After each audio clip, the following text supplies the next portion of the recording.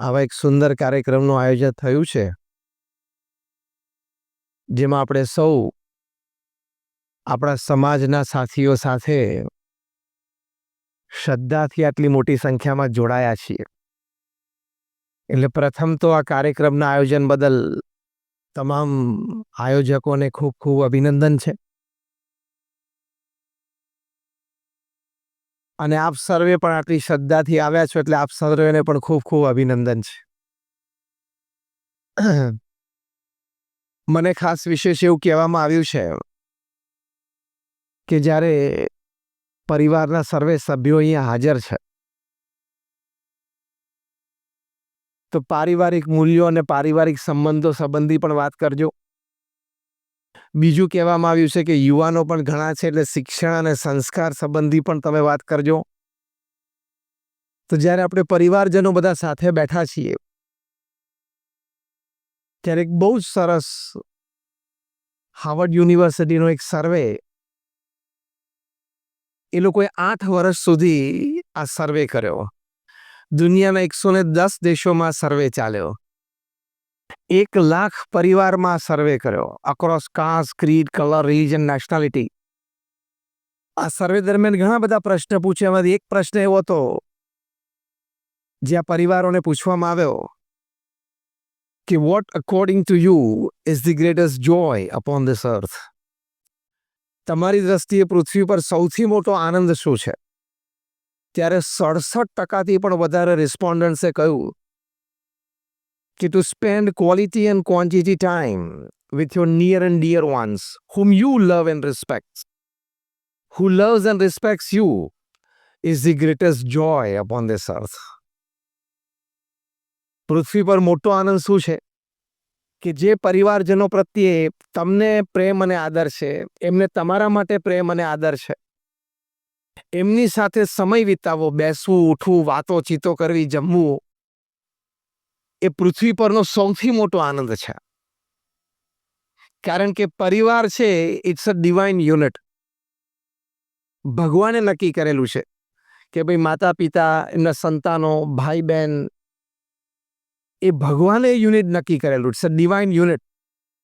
એટલે ત્યાં ક્વોલિટી અને ક્વોન્ટિટી ટાઈમ આપવો એ પૃથ્વી પરનો સૌથી મોટો આનંદ છે, એવું હાર્વર્ડ યુનિવર્સિટીના સર્વેએ કહ્યું. અને અમારા ગુરુ પ્રમુખ સ્વામી મહારાજ પણ આ વાત ઘણી વખત કરતા કે પરિવારમાં સાંજે બધા સાથે, એટલે કે રાત્રિ ભોજન સાથે લે, અને પછી બધા સાથે બેસે, હળે મળે વાતોચીતો કરે. બાળકો હોય, પોતાના સ્કૂલ કોલેજના પ્રસંગો ઇત્યાદિ વાત થાય. જે નોકરી ધંધા માટે બહાર જતો, એમને કોઈ વિશેષ પ્રસંગ ફેમિલી સાથે શેર કરવાનો હોય તો એ વાત થાય. એવી રીતે સાથે સાથે પ્રમુખ સ્વામી મહારાજ કહેતા કે એ વખતે રામાયણ કે મહાભારત હોય એવા આપણા સદગ્રંથ 5-10 મિનિટ માટે આપણે વંચાય. એને પ્રમુખ સ્વામી મહારાજ ઘર સભા કહેતા. અને પોતે બહુ જ વિશ્વાસથી કહેતા કે ઘર સભાથી વિશ્વ શાંતિ થશે. કારણ કે પ્રમુખ સ્વામી મહારાજને જનમાનસ અને સમાજ જીવનનો બહુ જ મોટો અનુભવ. કદાચ આજે 8 અબજની વસ્તી છે, એમાંથી કોઈ એક વ્યક્તિ એવી નથી જેને પ્રમુખ સ્વામી મહારાજ જેટલો જનમાનસ અને સમાજ જીવનનો અનુભવ હોય. કારણ કે દુનિયાના 60 દેશોમાં 18,000 ગામો અને શહેરોમાં જાતે ગયેલા છે. 18,000 villages, towns and cities in 60 countries of the world. લોકો એમને વ્યક્તિગત પારિવારિક પ્રશ્નો માટે પત્ર લખતા અને સચોટ સ્પષ્ટ માર્ગદર્શન રૂપ ઉત્તર આપતા એવા 7.5 લાખ પત્રોના એમને લેખિત જવાબ આપ્યા છે. At an unbelievable average of reading and answering more than 50 letters a day without a Sunday for 45 years. આ 45 વર્ષ જે બોલ્યો, અને આંકડા હું તમને બધા કહું છું, એ બધા એમની ઉંમર 51 થી 95 ને છે. હા, 51 વર્ષે ગુરુપદ આવ્યા પછી આ બધા આંકડા છે કે 51 વર્ષથી 95 વર્ષની ઉંમરમાં એ દુનિયાના 60 દેશોમાં 18,000 ગામો શહેરોમાં ગયા. વ્યક્તિગત જીવનના ઉત્થાન માટે, સમાજ સેવા પ્રેરવા માટે, આપણી સંસ્કૃતિના મૂલ્યો પરિવારમાં સિંચાય એના માટે 7.5 લાખ પત્રો લખ્યા. 45 વર્ષ સુધી રોજ સાંજે આવી રીતે સત્સંગમાં લાભ આપ્યો. 3.5 લાખ ઘર, ફેક્ટરી, શોપ કે ઓફિસીસમાં જાતે પધરામણી કરી. અને અમારા જેવા 1200 સંતો બનાવ્યા અને 80,000નો વોલેન્ટિયર ફોર્સ ઊભો કર્યો. સાથે સાથે 1300 સંસ્થાઓ ઊભી કરી. This is beyond the ken of human intelligence. He was a one-man organization. એક વ્યક્તિ સંસ્થા હતા. 45 વર્ષના ગાળામાં 1300 hospital, hostel, school, college, community centre, સંસ્કાર કેન્દ્ર, હરિમંદિર, મંદિર, Akshardham. That means every 15th day of his life, for 45 years, Pramukh Swami Maharaj gifted an institute of social service to the society. દર 15મા દિવસે પ્રમુખ સ્વામી મહારાજે તૈયાર કરીને એક સંસ્થા સમાજની સેવામાં મૂકી દીધી. કાં તો હોસ્પિટલ, કાં તો હોસ્ટેલ, કાં તો સ્કૂલ, કાં તો કોલેજ. 1300 ઇન્સ્ટિટ્યૂટ અત્યારે પરફેક્ટલી રન થાય છે. એનું એડમિનિસ્ટ્રેશન એવું ગોઠવી દીધું. અગેન આ બધા આંકડા એમના 51 થી 95ના છે.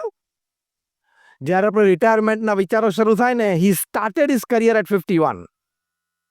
When we have retirement plans at the age of 51, he started his career at 51.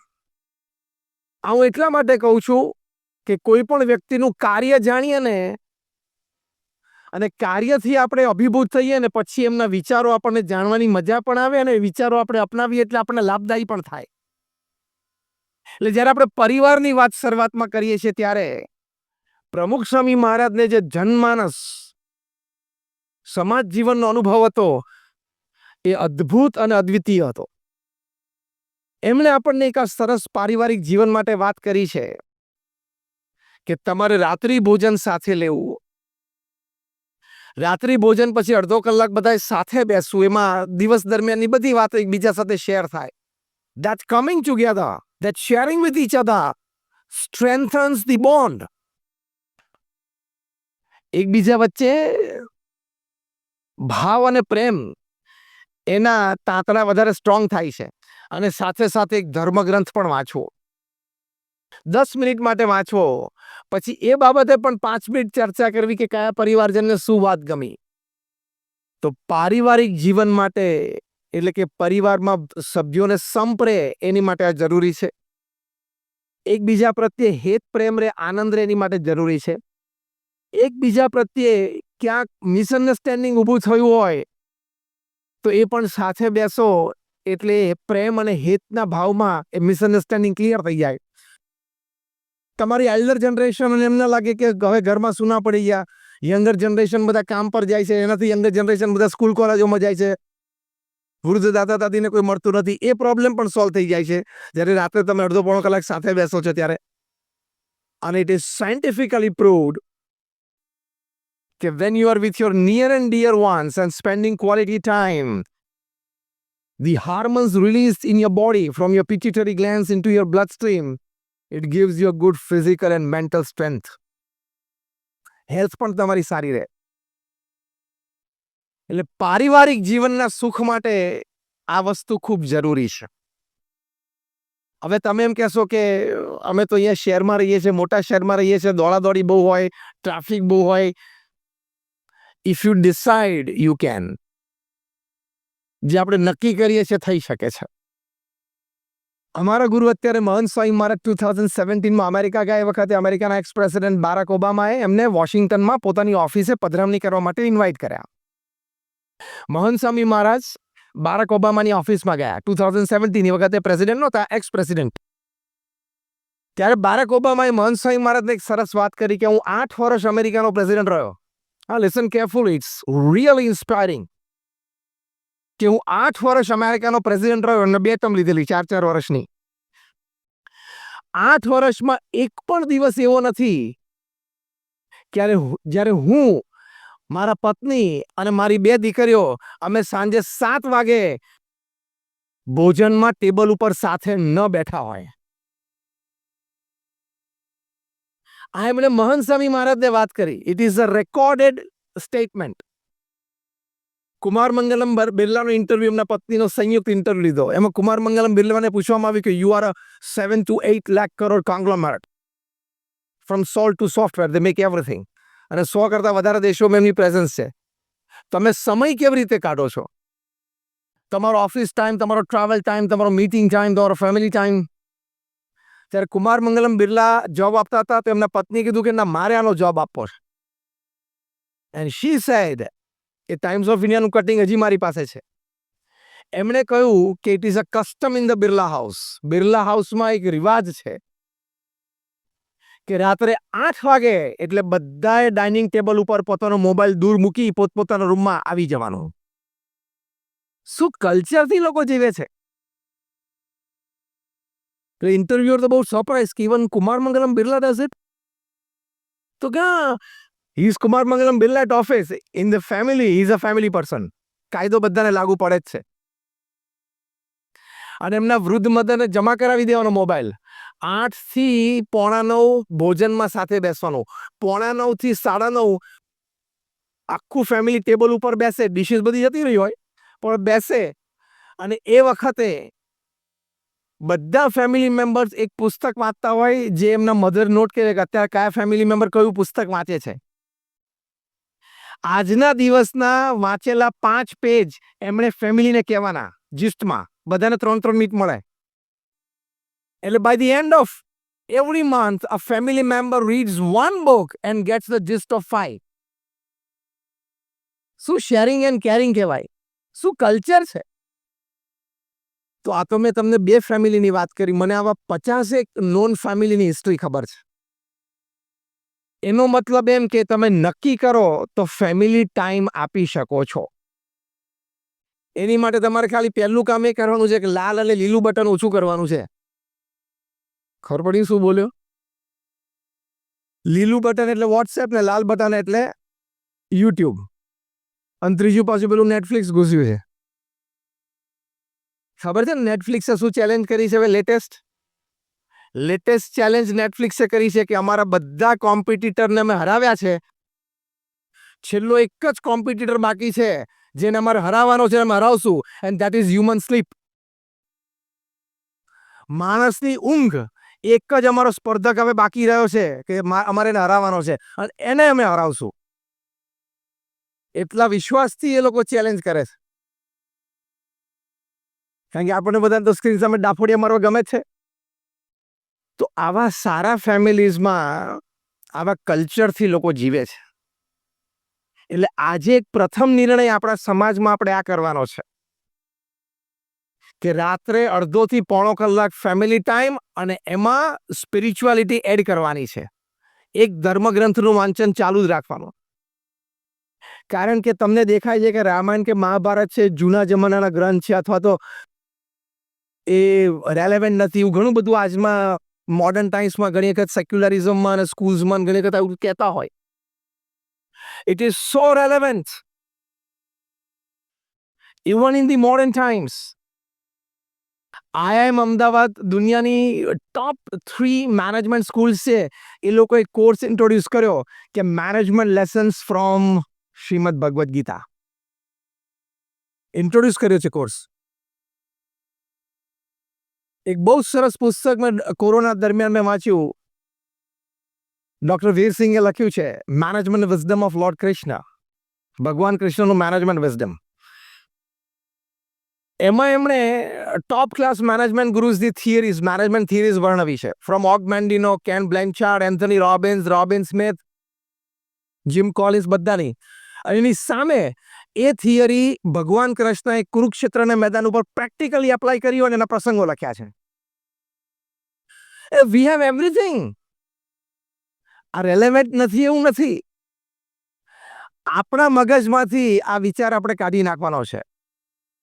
Ramayana કે મહાભારત કે શ્રીમદ ભગવદ ગીતા કે Bhagavat has the power to shape your individual life, has the power to inspire happiness in your life, in your family life. અમે BAPS 1991માં અમે અમેરિકામાં એક exhibition એટલે મોટું આખું કલ્ચરલ ફેસ્ટિવલ કરેલું. It was visited by 1.1 million Americans. 34 દિવસના ઉત્સવ હતો ન્યૂજર્સીમાં એડિસનમાં. ત્યાં MCC મિડલસેક્સ કાઉન્ટી કોલેજના ગ્રાઉન્ડમાં અમે આ કેમ્પસમાં આખું કરેલું. એમાં એક એક્ઝિબિશન કરેલું. એ પ્રદર્શનનું નામ હતું બ્યુટીફુલ બોર્ડરલેસ વર્લ્ડ. મનોજભાઈ આ વાત બહુ સાંભળવા જેવી છે. બ્યુટીફુલ બોર્ડરલેસ વર્લ્ડ એક્ઝિબિશન એટલે કે સીમા રહિત વિશ્વ. એમાં મૂલ્યનિષ્ઠ જીવન માટે પ્રેરણા આપતા અમે શ્રવણનો ડાયરામાં મૂકેલો કે શ્રવણ છે પોતાના માતા પિતાને કાવડમાં બેસાડીને ખભે ઉચકીને એ જાત્રાએ લઈ જાય છે. 5, 10, 15 જણા વિઝિટર્સ ભેગા થાય એટલે અમારો સ્પોટ ગાઈડ છે એ આખો ડાયરામાં સમજાવે કે what it is, what's the story of Shravan. એમાં એક ગ્રુપમાં ત્યાં મિડલસેક્સ કાઉન્ટી કોલેજના લેડી સેક્રેટરી મિસ સિલ્વિયા એ ત્યાં ઊભા હશે. એમની ઉંમર 30-32 વર્ષની હશે. એમને શ્રવણની સ્ટોરી સાંભળી અને ધ્રુસકે રડવા માંડ્યા. એટલે અમારો સ્પોટ ગાઈડે કીધું કે ma'am, can I help you? તો કે ના આઈ એમ કમ્ફર્ટેબલ, લીવ મી અલોન. એમ કરીને મિસ સિલ્વિયા સીધા ગયા પાર્કિંગ લોટમાં. ત્યાંથી કાર લઈને સીધા ગયા ઘરના ઘરમાં, ઓલ્ડ એજ હોમમાં. અને ત્યાં એમના માતા પિતાને કીધું કે તમારી મેડિસિન્સ અને ક્લોથ્સ ને બધું લઈ લઉં છું, તમે ગાડીમાં બેસી જાઓ. આજથી તમે જીવો ત્યાં સુધી તમારે મારા ઘરે રહેવાનું છે. I will be the Shravan for you. એટલે એના માતા પિતાને તો આ શબ્દ નવો લાગે કે આ શ્રવણ શું છે. એટલે આ મિસ સિલ્વિયા એમના પેરેન્ટ્સને લઈને અમારા એક્ઝિબિશન સ્થળે આવ્યા. આ બધી વાત એમને વિઝિટર્સ બુકમાં લખી, 1.5 પાનું ભરીને, એટલે અમને પ્રાપ્ત થઈ છે. અને એમના માતા પિતાને લઈને આવે એટલે પેલા સ્પોટ ગાઈડને કીધું કે મારા માતા પિતા છે ને તમે આ સ્પોટ છે એ વર્ણવો, એ કહો. શ્રવણની સ્ટોરી સાંભળી એમના માતા પિતાના આંખમાં આંસુ આવી ગયા. અને મિસ સિલ્વિયાએ કીધું કે I am so much inspired by this character of India's cultural heritage. 1991 આ પ્રસંગ 2007 સુધી એમના મા બાપ જીવ્યા.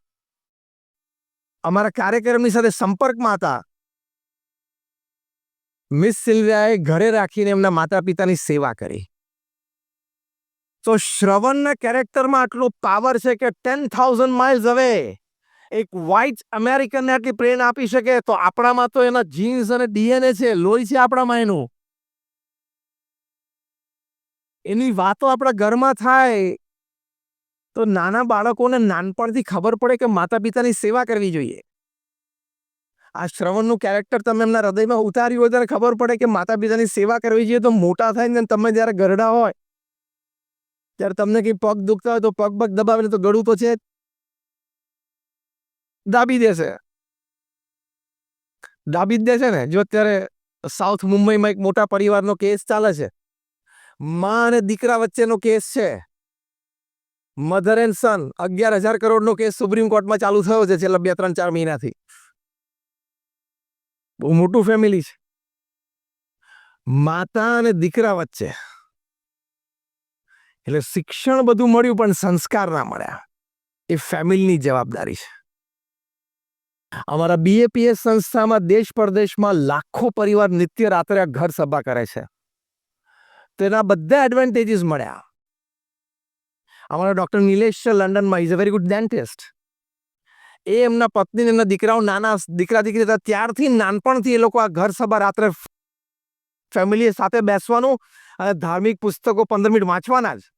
ડોન્ટ ટેલ યોર સેલ્ફ કે આજનો મોડર્ન જમાનો છે ને એડવાન્સ છે ને આ બધું લાગશે તો છોકરાઓને શું લાગશે ને કેમ લાગશે. એ પછી ઘરમાં મોટો ખેલ કરશે ને ત્યારે ખબર પડશે.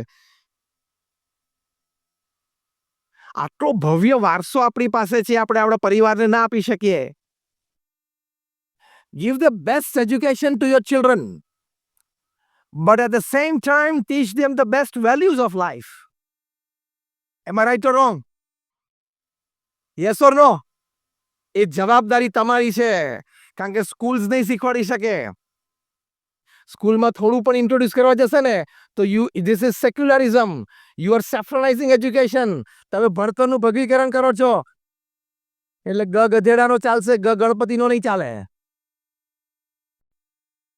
અને ગણપતિનો કરવા જશો ને તો પછી એમ કે યુ આર સેફ્રલાઇઝિંગ એજ્યુકેશન. પછી જેનો શીખ્યો હોય એવો એ મોટો થઈને થાય.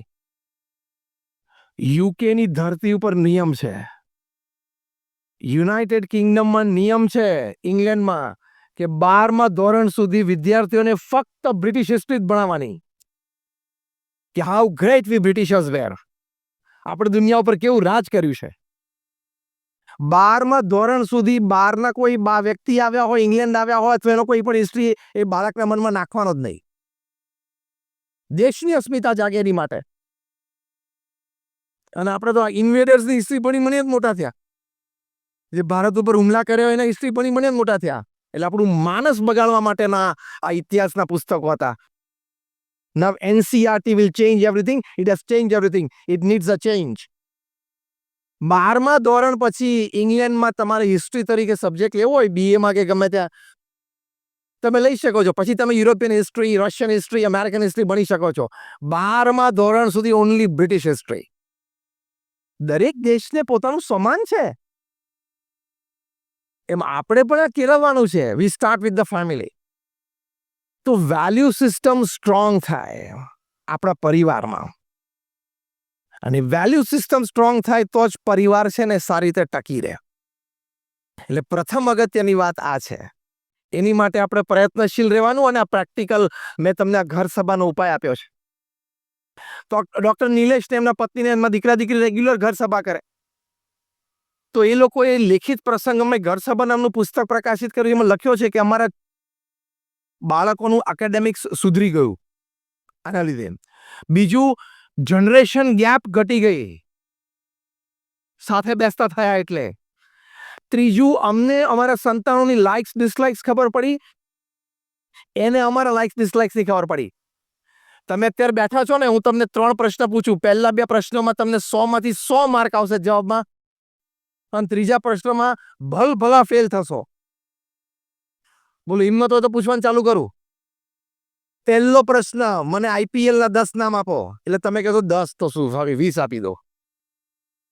આમે તે T20 વર્લ્ડ કપ ચાલે છે, એ તમે 20 નામ આપશો. યસ ઓર નો?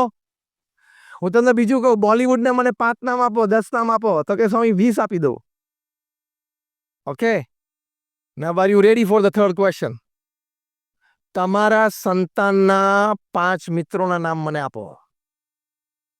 તમે ભલભલા ફેલ થશો. છાતી ઉપર હાથ મૂકીને પોતાની જાતને પૂછજો. હા, તમે અહીંયા ભગવાનની મૂર્તિ છે ને સંતો અમે છીએ એની હાજરીમાં તમને પૂછું છું. Just I want to ask you a very simple question. Which is more important for you? તમે આઈપીએલ કે બોલિવૂડના 10 નામ જાણો એની સાથે મારે કોઈ નિસ્બત નથી. It's okay, it's part of your general knowledge, is part of information. અને ઇન્ફોર્મેટિવ રહેવું પણ જોઈએ. We are enlighten citizens, so no issues. તમે તમારા સંતાનો કોની સાથે ફરે છે, બહાર ક્યાંય જાય છે, આપણે કોઈ એની ઉપર નિયંત્રણ નથી મૂકવું. એને રૂટ્સ એન્ડ વિંગ્સ બંને આપવા છે. સત્ય નદેલા જ્યારે માઇક્રોસોફ્ટના સીઈઓ બને ત્યારે પહેલા જ ઇન્ટરવ્યુમાં એમને પૂછ્યું પ્રાઇમ ટાઈમ અમેરિકન ટીવી પર કે what is the principal reason that you could get here. તમે માઇક્રોસોફ્ટના સીઈઓ બન્યા, બિલ ગેટ્સની ખુરશી ઉપર બેઠા, એની પાછળનું મુખ્ય રહસ્ય શું છે? સત્ય નદેલા બોલ્યા, my parents gave me roots and wings. મને મૂળિયા પણ આપ્યા, મને પાંખો પણ આપી.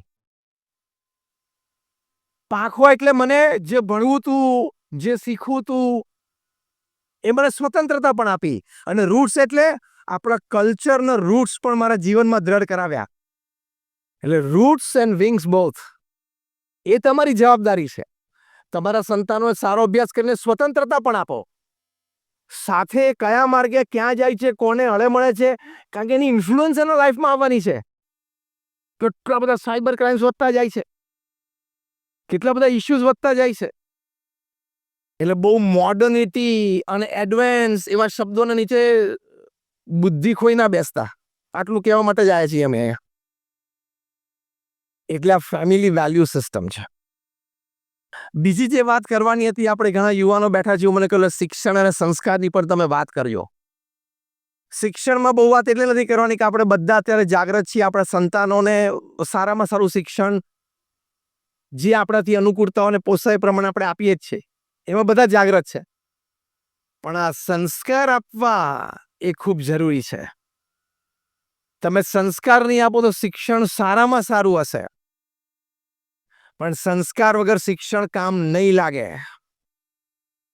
સારામાં સારો અભ્યાસ કર્યો હશે દુનિયાની સારામાં સારી યુનિવર્સિટીઝમાં, પણ સંસ્કાર નહીં હોય તો આપણે જે ગુજરાતીમાં શબ્દ વાપરીએ છીએ ભણેલા ભૂત, એવા થશે. દુનિયામાં 30,000 વૈજ્ઞાનિકો દિવસ રાત 12-12, 14-14 કલાક પોતાની લેબમાં વેપન્સ બનાવે છે, બોમ્બ્સ એન્ડ મિસાઇલ્સ ડિઝાઇન કરે છે. 30,000 સાયન્ટિસ્ટ.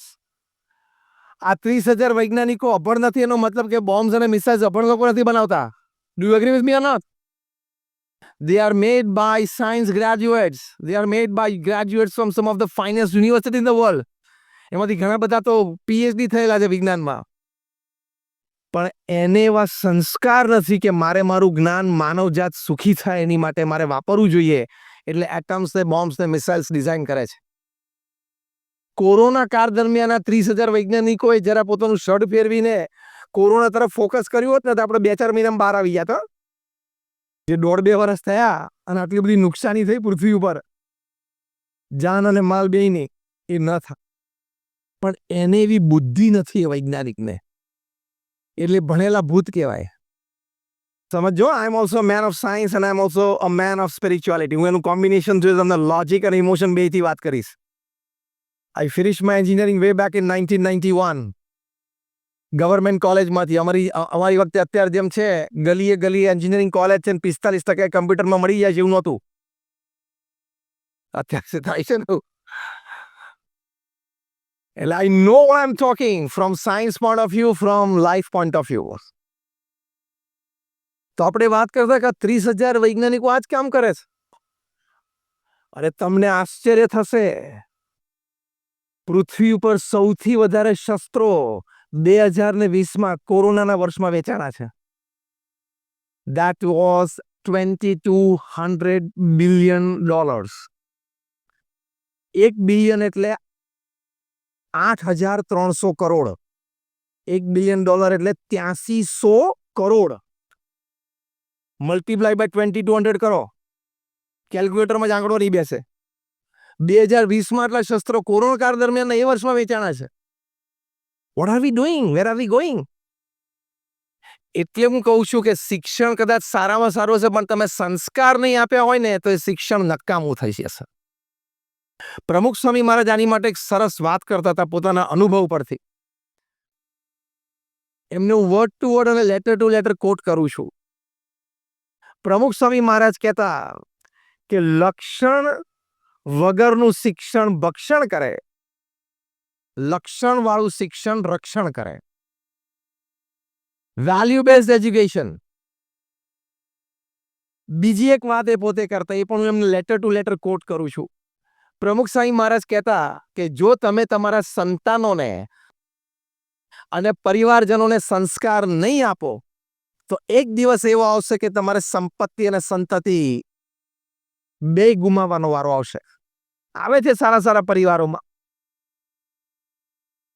એટલે આપણે પરિવારજનો સાથે બેસીને નાનપણથી તમે તમારા સંતાનોને મોલમાં પણ લઈ જઈ શકો છો, પ્લેગ્રાઉન્ડમાં પણ લઈ જાઓ, કોઈ એન્ટરટેનમેન્ટ માટે પણ લઈ જાઓ, પણ એને મંદિરમાં પણ લાવો, એને સંતો સાથે પણ મેળાવો, જ્યાં પણ તમને શ્રદ્ધા હોય ત્યાં.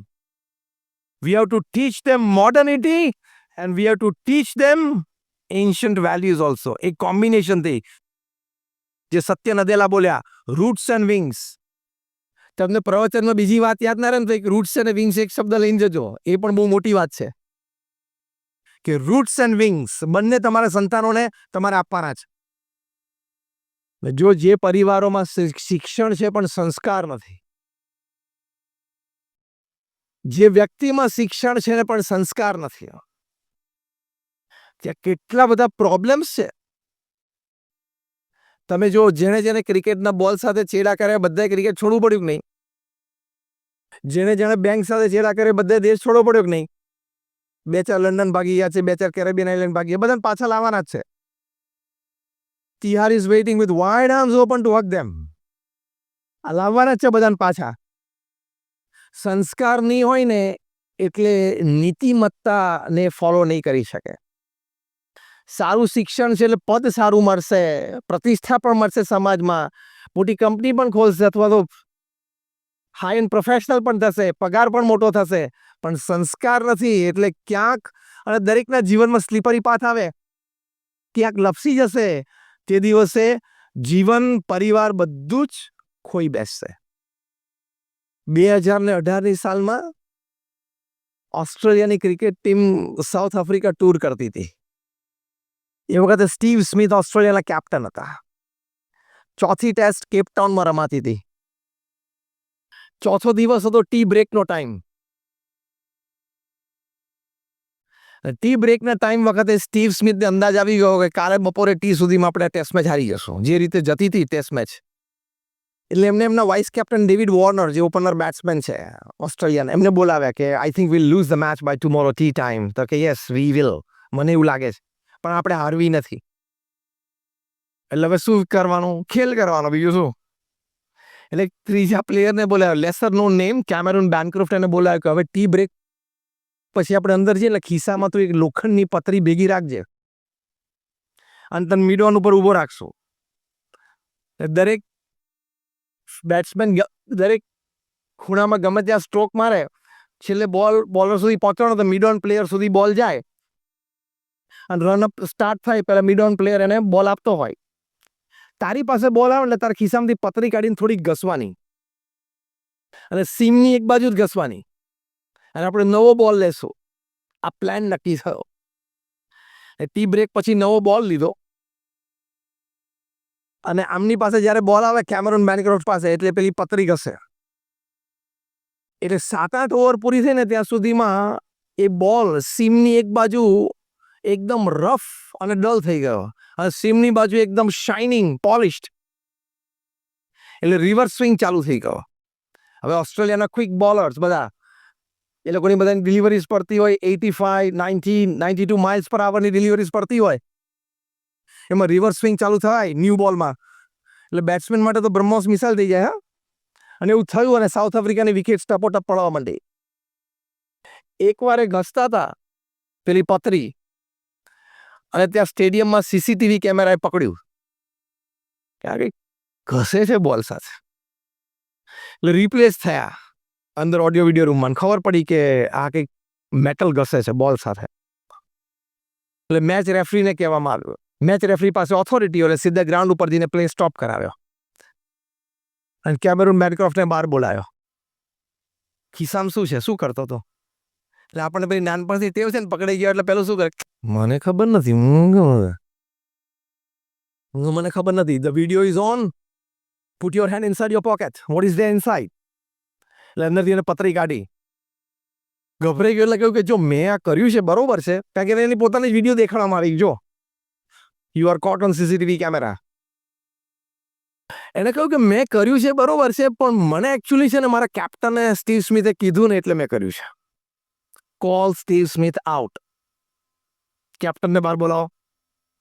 એને કબૂલ કરવું પડ્યું. સ્ટીવ સ્મિથે કહ્યું કે મેં એકચ્યુઅલી આઈડિયા કન્સીવ કરેલો, પણ એક્ઝિક્યુટ ડેવિડ વોર્નરે કર્યો છે. લાઈન પકડાઈને ખોટું કર્યું એટલે બધા લાઈનમાં પકડાઈ જાય. હૈદરાબાદથી દિલ્હી સુધી લાઈન ચાલે. ખોટું કર્યું હોય ને એટલે હૈદરાબાદથી દિલ્હી સુધી લાઈન ચાલે અને હાથમાં આવેલી બેલ જતી રહે. ખોટું કરો એટલે પ્રશ્ન આવે આવે ને આવે. સિદ્ધાંત છે પૃથ્વી પર. દારૂની બોટલ હાથમાં હોય તોય પ્રશ્ન, દારૂ પીવો તોય પ્રશ્ન, અને દારૂની પોલિસી બનાવો તોય પ્રશ્ન. ત્રણેય જણાએ કન્ફેસ કર્યું કે વી ડીડ સમથિંગ રોંગ. એટલે સાઉથ આફ્રિકા ક્રિકેટ બોર્ડે એસીબી ઓસ્ટ્રેલિયન ક્રિકેટ બોર્ડને ફોન કર્યો, ભાઈ તમારા કમિટી આવો, અહીંયા તમારા પ્લેયર્સે મોટો ખેલ કર્યો છે. અને એ વખતે ઓસ્ટ્રેલિયાના પ્રાઇમ મિનિસ્ટર હતા મિસ્ટર મેલ્કમ, જે આપણા